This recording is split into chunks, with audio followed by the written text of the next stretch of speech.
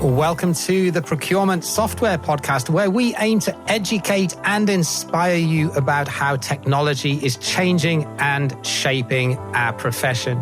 The truth is, there's never been a more exciting time to be in procurement, but only if you're one of those organizations that's embracing the change and driving new developments. And this podcast is all about giving you the tools to help you get there. So buckle up and let's get right into this week's show.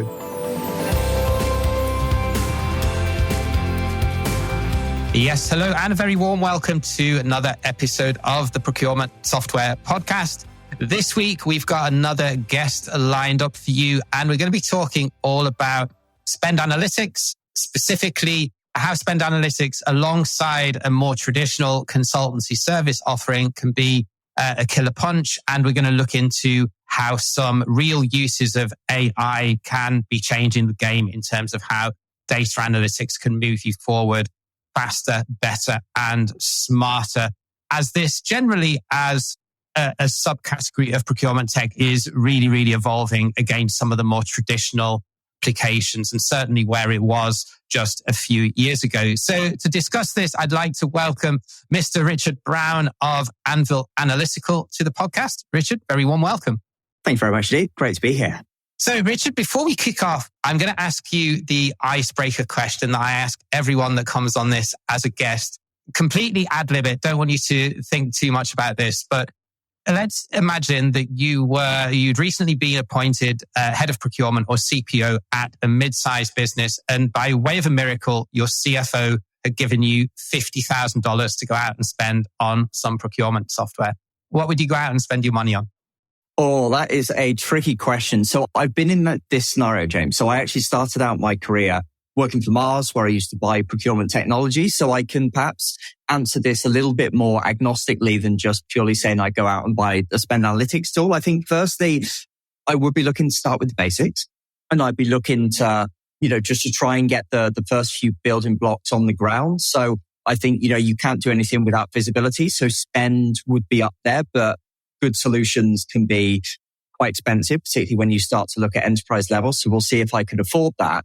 Beyond that, though, to be honest, James, given my background, it would be a tender or auction solution. It's that speed of going to marketplace, doing so quickly, executing on whatever insights I can get my hands on. If the budget would stretch maybe to a spend tool alongside or whatever. But yeah, those would be my areas, and those have been my focused areas when I did have, similar sorts of money to spend many years ago. So yeah, hopefully that gives a bit of an insight. Yeah, definitely. I wouldn't really disagree with that. I think having some spend software first of all, and then either procure to pay or sourcing software, depending on which angle you want to go at it after understanding what you're buying makes perfect sense. Yeah, definitely. So let's sort of set the scene a little bit on this. So spend analytics solutions as a spin-off from consultancies seems to be a bit of a pattern. I could name a few in our tech maps and in our software database that were born out of consultancies. But why do you think that is? It's a really good question. I think when you think about our journey spinning out of 4C Associates that are based here in London with us, but work around the world, I think, there is an inherent pressure, particularly in the current day and age, for consultancies to turn up on day one with more than just a pen and paper and good intentions. I think when you look at procurement services, the cost of these big implementation programs, it's significant, 6 or even 7-figure sums. So I think there is an inherent expectation for people to turn up with best-in-class tools and be able to hit the ground running really quickly. But the more that organizations, I think, see those tools, the more they want to keep them long-term. And I think thus then the more organizations coming to the conclusion that actually, this technology has an awful lot of inherent value in amongst itself. Perhaps this should be a new business line for us. And to be honest with you, James, a business line that's seen in the industry is just being more sticky and more long-term. I think, a typical services engagement may well be 3 to 6 months. Typically, our starting contract typically in market is 3 years. So these are services that will keep you in a client much longer. You can build longer term value. And I think a lot of organizations are coming around to that thinking, but it's all driven fundamentally from having best-in-class tools to use on day one of engagement when, the client expectations rightfully are really very high. and they want you to be able to leave them with something that they can use ongoing, I guess, as well, which sort of adds to your answer, kind of leads me on to what I wanted to ask you next, which is, who are typically your customers when it comes to sort of size, industry sector, level of procurement maturity typically within those organizations? Yeah, that's an interesting one, and one that we've been doing a lot of research with more recently. As we come to the end of 2024, we're looking forward at 2025 in terms of market targets. So it's good things to be across. I think from an industry point of view, as we're tech, we're pretty agnostic. And yes, of course, I'd say that's a very convenient answer to anyone listening that might be thinking of buying it, but that's very much the case. We don't have a big cluster of clients in any particular service. But in terms of size and geography, I think there's definitely conclusions that you can draw there. I think our real sweet spot is an organization. If we think about client turnover, is typically between 500 million pounds, euros per annum, up to around sort of the 2, maybe 5 billion mark at the upper end. So that would be our real sweet spot as an organization. I think there's a certain size that a company needs to be to extract the real full value out of the insights and services. So that's typically where we see ourselves in terms of geographical split. At the moment, it's Europe and North America, but we do have a number of partners, and we are engaging in some initial exploratory efforts, like of Africa and also the APAC region as well. Yeah, so 500 million pounds, euro, up to about 5 billion. It's interesting, isn't it, that we basically say the pound's the same as the euro these days. How depressing is that? But anyway, moving swiftly on. So that's sort of the higher end of mid-market up to sort of the lower end, smaller end of what in terms of how we split them on our website would be, sort of smaller end of enterprise. So that's useful in terms of the listener out there, I think, because I wanted to move on and talk a little bit about AI and large language models and their application within spend analytics tools, because this is one area, when I look at procurement tech holistically, I think this is one area in terms of, the challenge has always been with spend analytics, right? If someone gives you garbage data, either then you need to have a lot of heads on the back end, maybe in a business process outsourcing center or back office somewhere,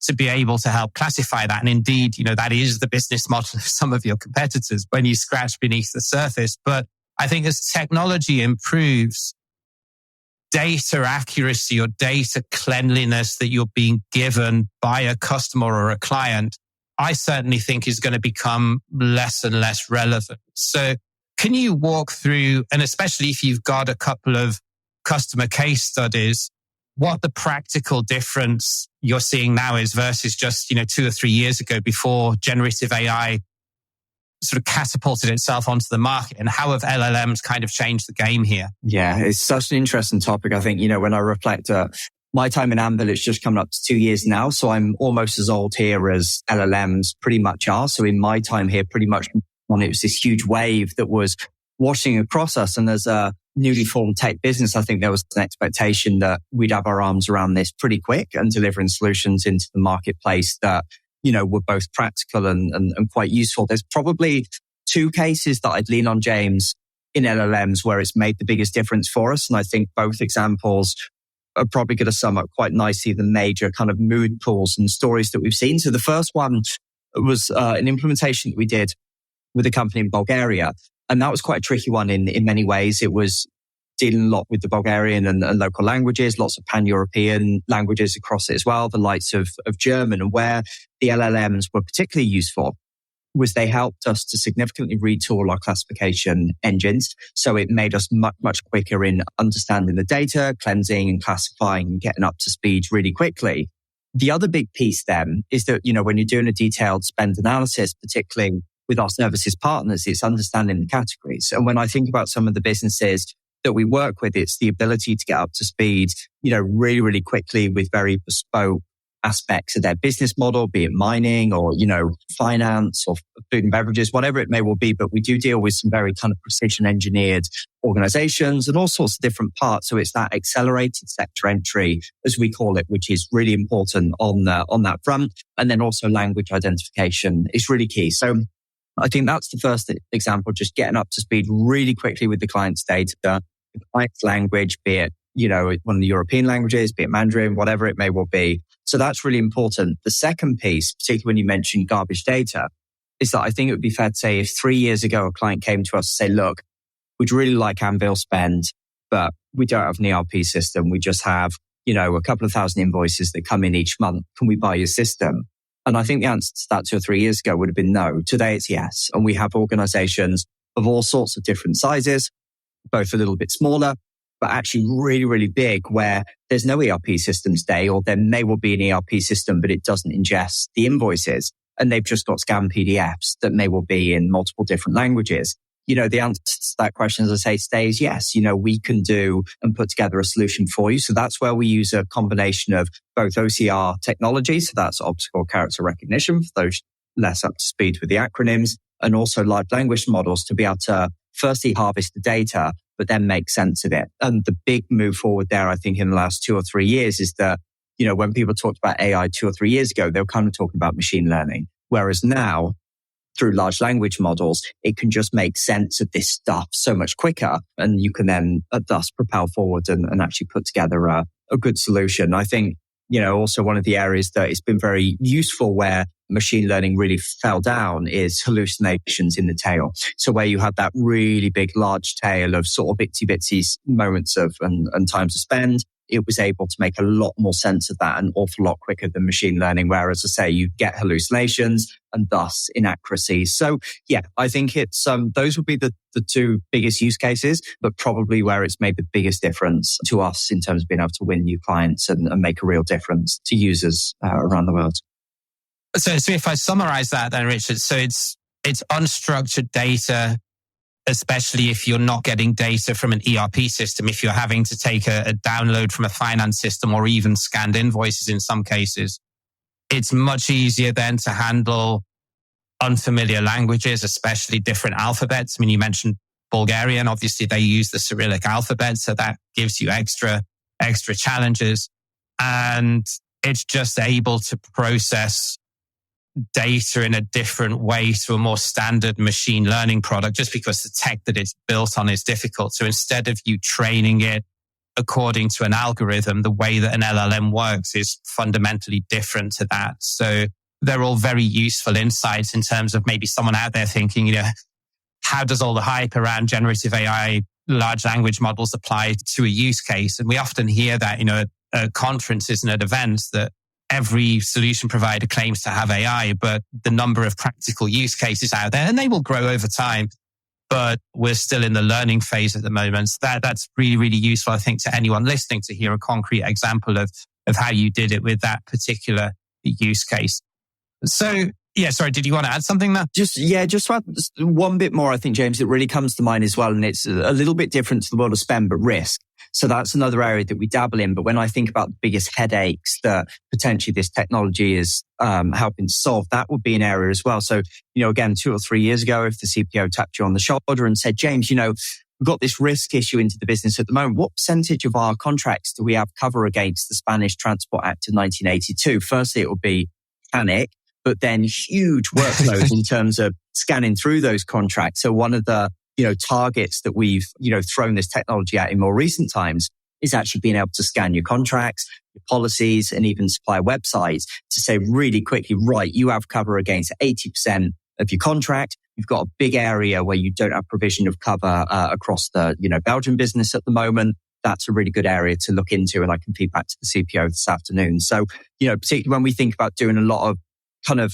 legwork and a lot of, the more kind of boring trawling kind of tasks, that's where it's particularly useful as well. Got it. So obviously coming from or being part of a consultancy arm, a tech platform is going to help you, I suspect, when it comes to getting inbound sales and marketing and client acquisition and being able to offer a customer something that's built within your own stable when you're doing the pre-sales or the opportunity assessments, but also in terms of being able to maximize revenue for customers, as you quite rightly said, that otherwise, once you've gone in and done your consultancy assignment, they then cease to be customers unless they keep you on some sort of retainers. Whereas with software, it's obviously an annual subscription or a monthly subscription, depending on how it is that you're pricing it. So could you just walk me through a little bit how that's helped just in terms of from a revenue stability perspective and just as an additional offering that you have within your stable? Yeah, it's a really good point. So when I think holistically across our group, so, it's a number of services businesses and then ourselves as the tech business. I think, the first benefit that I think about is that initial selling. It's, that initial presentation, say, look, this is our accreditations, this is our background, but by the way, this is the quality of the tooling that our guys will be using, day to day. And that, firstly, I think is something that can really help getting the clients excited. And that's something that I've seen. They see the technology and their eyes really broaden up. They say, oh, that's great. When can we get access to that? So that's a real helpful element. And then the longer term piece is that I think that long-term stickiness and that long-term value that, the client knows that when the consultants are in and the guys and girls doing their work, they'll do a fantastic job. But ultimately, when they leave, things can tail off a little bit. Suddenly with the tech, they know that they'll have that good aftercare. But the secondary big benefit of the group there is where I think we've been in initially, with our partners and we've delivered services and technology. But obviously the tech contracts go on for years and the customers retain us, which is great.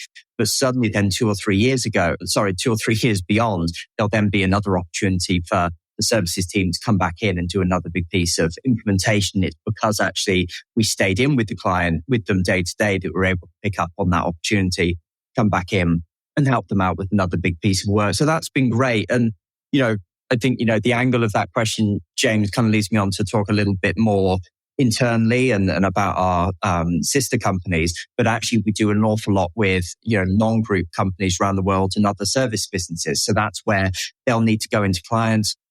They'll do pieces of work around opportunity analysis and the eventual implementation of those savings for the client. And they use us on what we call like a mini license basis. So we do a short-term license out to the service business. And that's a big part of the offering that we offer out into the market. It really has helped us grow. So it gets us into the client and, more often than not, the client will want to keep us on afterwards. So we do a lot of work internally within group, and it's been, hugely helpful to the group to have this analytic business, but an awful lot with, non-group companies as well.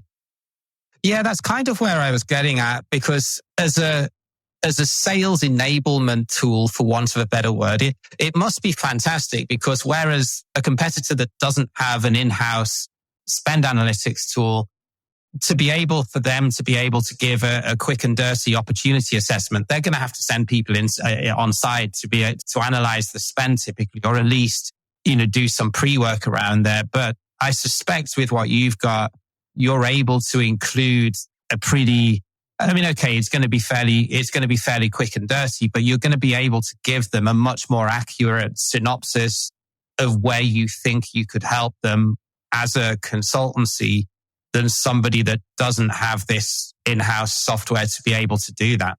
Yeah, definitely. And I think it's, it's a relationship that works 3 ways. The client benefits massively because suddenly the opportunity assessment takes an awful lot less time in terms of, particularly things about hours being put in. Thus, it's much cheaper for them. Partner benefits because they get hopefully world-class solutions to partner with and be able to present in. And then from our side, we get introductions that we never otherwise would have had. So I think it works really well. And it just kind of helps with that mantra, particularly when we talk about our SME pricing models. That's into organizations that typically might have 1 or 2,000 suppliers. It's where we can deliver in, that world-class analytics solution, but for less than the cost of an analyst. And that is always a big driver of the solution that I think, takes us back to our conversation around AI and LLMs, where we're introducing this technology to make the process so much quicker so we can offer it out more and more competitively into the marketplace and do more for less and thus be as competitive as possible. And that's something that I think that's really helped us grow in recent years and hopefully going forward as well. Yeah, I did want to touch on your SME offering actually, because I want to talk about carbon analytics as well in the last part of this, but I do just want to touch a little bit more on that. When we were chatting and sort of prepping this, that was something that really stood out to me, because not many spend analytics tools offer a product to SMEs, and albeit it might be a relatively small portion of your overall revenue. I think what you said about being able to deliver something for less than a cost of an analyst, that's quite a powerful business case to an organization that can think a little bit more progressively and not just in terms of FTEs. What was your logic to be able to, when you decided to offer this as part of your pricing model? Yeah, it's a really good question. So when I think about my background, I've been working in procurement technology now for almost 6 years, which is quite scary to say out loud. But I think a lot of the... It's longer than me. Exactly. But, the very first sale that I made when I, made the transition from procurement and consultant into salesperson was to a charity.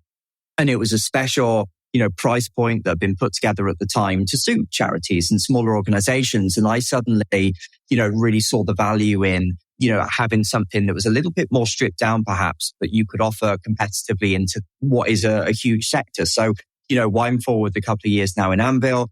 We do have a number of clients that fit within our SME bucket. Now, SME, to a lot of people, when they think about it in their minds, they're thinking of really quite small organizations, maybe 10 or 15 people. We actually, our enterprise pricing starts at 5,000 suppliers. That's typically $500 million of spend a year. So there's a huge space under that. So as I say, for our base SME package, it can cover up to 1,000 suppliers, but people can add tranches of 500 on at a time. But again, it's organizations that may well spend 100, 150 million a year, but really in their mind, they don't want to be going out and spending, 30, 40, 50,000 pounds a year on a spend analytics license. Going back to your first question, James, that will blow all of that budget that, you gave me as part of that first question. So you wouldn't have anything left for that e-source function.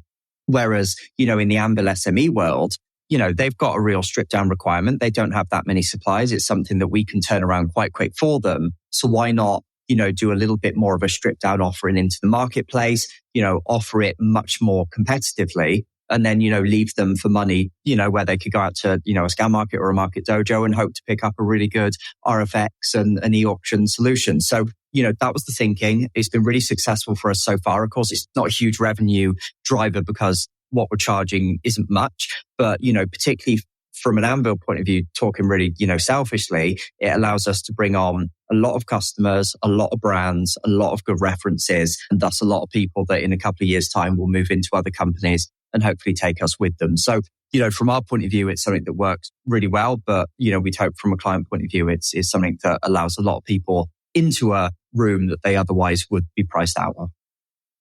Yeah. And just from a marketing and sales tactic, I think it's awesome because a lot of procurement tech acquisition oftentimes is when a head of procurement or a CPO moves from one company to another and they're familiar with the tech, they're happy with it, if they've done a good job and implemented it well, and they want to sort of take the same tools with them. So that does make a lot of sense. And we're seeing now there is much more of an appetite now for people to move around a little bit, to both in terms of cost of living challenges, but also in terms of wanting to work for more progressive organizations that want to grow and appreciate and build a procurement function.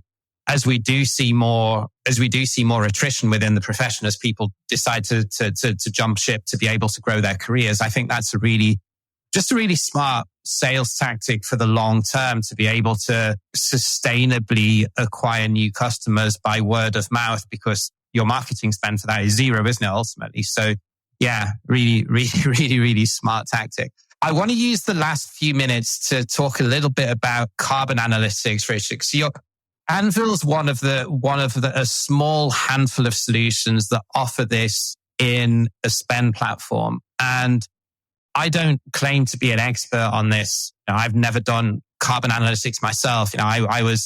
I'd already left corporate by the time that sustainability really sort of started to come front and center. But one of the things that I do hear a lot is that it's very hard to get accurate data, and the different sources of data around carbon analytics still seem to be in their infancy in terms of maturity. So walk me through some of the challenges that you have with being able to put together carbon analytics data for your customers within the platforms, and then maybe talk to me a little bit about the methodology and the data and the sources that you use to be able to get the data. Yeah, really good question. So I think in terms of the challenges, we have what I coin a bit of a carbon accuracy pyramid. So it's a maturity pyramid that we try and promote our clients up over usually a 6-month or so period when they jump on board with us.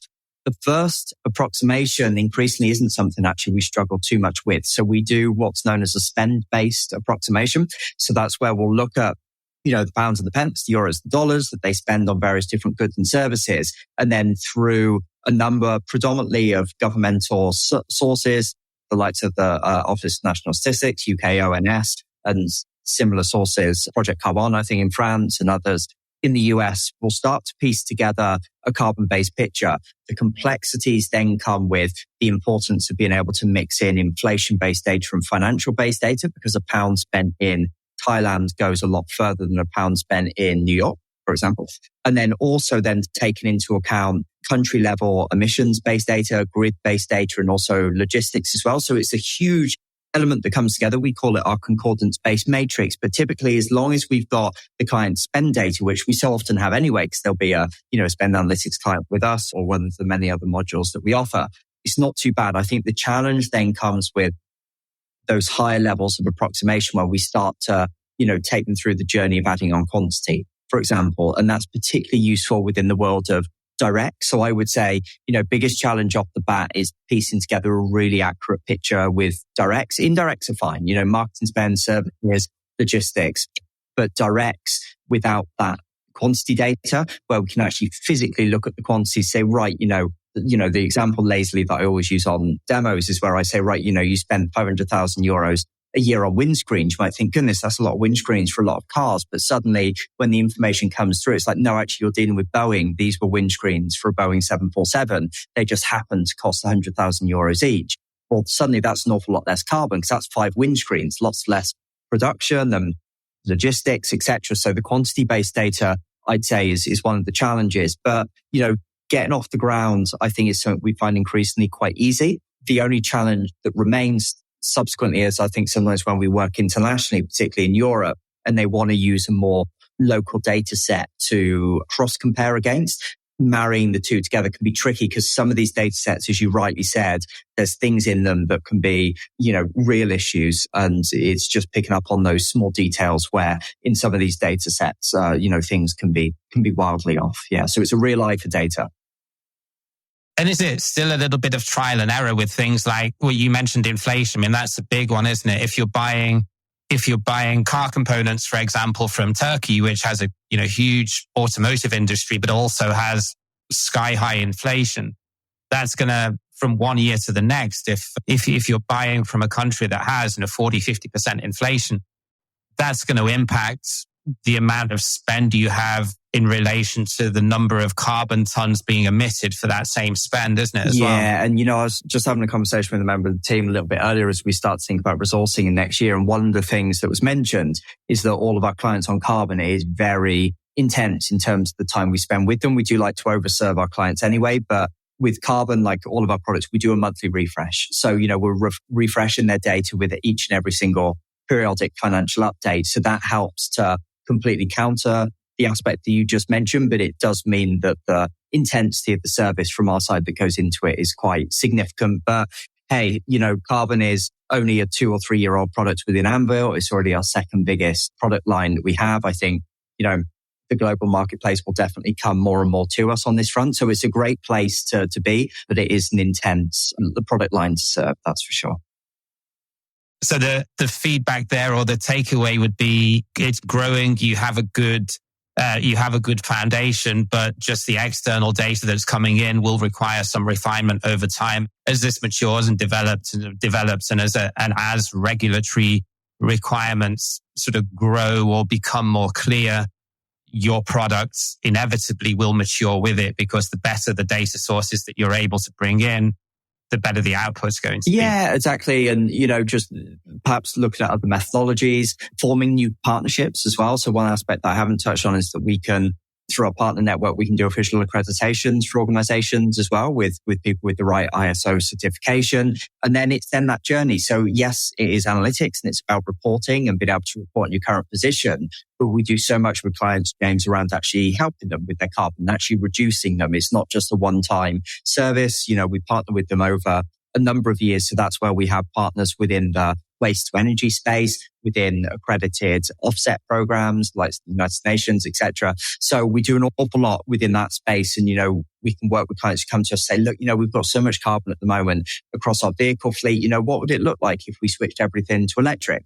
And we can paint that picture for them. So it's very much a service that we provide as opposed purely just to a one-time hit, which is a reason probably 60 or 70% of our clients do come to us. They're desperate for that one-time hit and that visibility in terms of their scope 3 emissions to report. But the product that we actually offer is far longer term. That's interesting. Just for a use case that I did a couple of years ago, we were looking at changing our forklift truck fleet from diesel or gas to electric. And that would have been a great case study, for example. Didn't have it, unfortunately, at the time. But yeah, I can see the value there. Okay, just conscious of the time, Richard, and need to wrap this up. So a couple of quick fire questions at the end, just to get a little bit more about you personally. So first off, if you could live anywhere you could in the world and money were no object and job were no object, where would you go? Singapore.